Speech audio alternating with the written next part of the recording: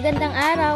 Ngayon ay tuturuan ko kayo kung paano magluto ng napakasarap na garlic shrimp pasta.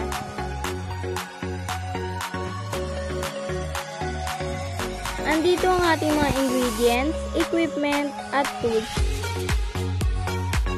Ang una natin gagawin ay hiwain ang mga ingredients tulad ng bawang at sibuyas at iba pa.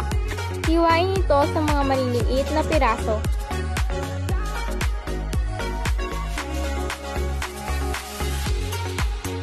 Ngayon naman ay painitin natin ng mabuti ang ating kawali at ilagay na rin ang ating butter at tunawin ito.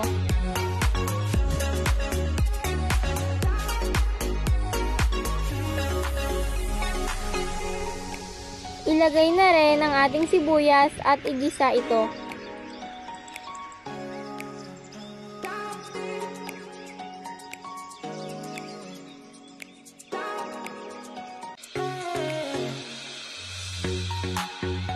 Isunod na rin natin ang ating sibuyas at igisa lang din ito.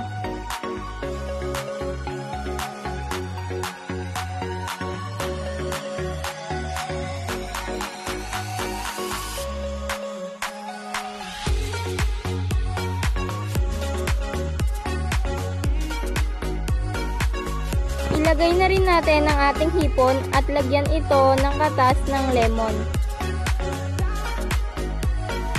Haluin lang ito ng mabuti at isunod na rin natin ang ating pasta. Lagyan na rin ito ng mga pampalasa tulad ng paminta at asin. Isunod na rin natin ang ating all-purpose cream at haluin lang ito ng mabuti. Isunod na rin natin ang ating Parmesan cheese. At ilagay na rin ang ating parsley. At ready to serve na ang ating garlic shrimp pasta. Ang aming nagastos ay umabot na rin ng 740 pesos. Pero depende pa rin ito kung magkano ang mga produktong ito sa inyong lugar.